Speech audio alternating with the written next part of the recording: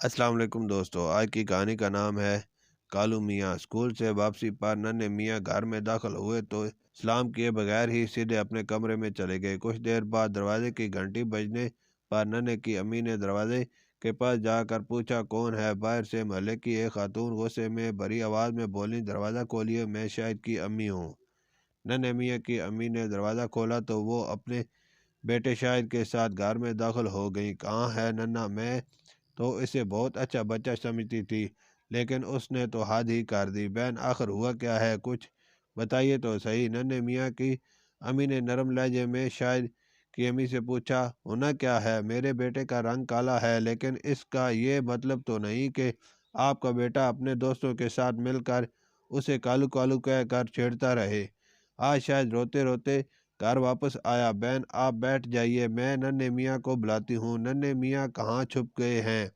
آپ فوراً ادھر آئیے، امی نے غصے سے کہا۔ کچھ دیر بعد ننھے میاں آ گئے۔ ننھے میاں کے ساتھ ان کی دادی بھی امی کی آواز سن کر آ گئیں۔ شاہد کی امی نے دادی کو سلام کیا اور ساری بات بتائی۔ یہ سب سن کر دادی کہنے لگی، ننھے میاں مجھے آپ سے ایسی امید نہیں تھی۔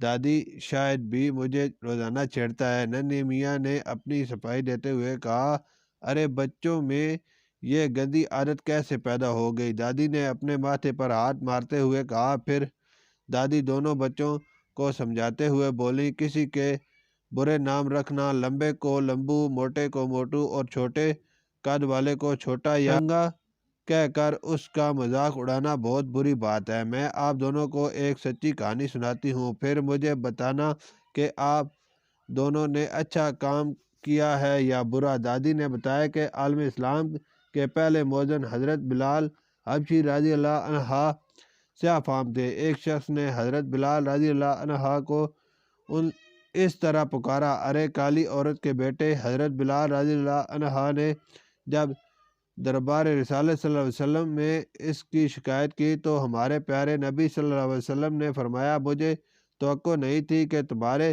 سینے میں ابھی تک اسلام سے پہلے کے زمانے کا تکبر موجود ہوگا۔ اس کے بعد اس شخص نے پتہ ہے کیا کیا؟ دادی نے درمیان میں کہا، ننھے میاں اور شاہد میاں تم دونوں اسے غور سے سنو۔ اس شخص نے اپنا چہرہ زمین پر رکھ دیا اور کہا کہ بلال رضی اللہ عنہ، جب تک آپ اپنا پاؤں میرے چہرے پر نہ رکھیں گے میں اس وقت تک ہرگز اپنا سر زمین سے نہیں اٹھاؤں گا۔ آخر اس شخص کے بہت ضد کرنے پر حضرت بلال رضی اللہ عنہ نے اپنا پاؤں اس شخص کے چہرے پر رکھا۔ دادی نے دونوں بچوں سے پوچھا، میرے پیارے بچوں اب بتاؤ تم دونوں اچھا کام کر رہے تھے یا برا؟ ننھے میاں فوراً بولے، دادی واقعی یہ تو بہت برا کام ہے، شاید مجھے معاف کر دو، میں آئندہ کبھی تمہیں ایسا نہیں کہوں گا۔ شاہد نے اٹھ کر ننھے میاں کو گلے لگایا اور کہا، مجھے بھی معاف کر دو، میں بھی آئندہ تمہیں تنگ نہیں کروں گا۔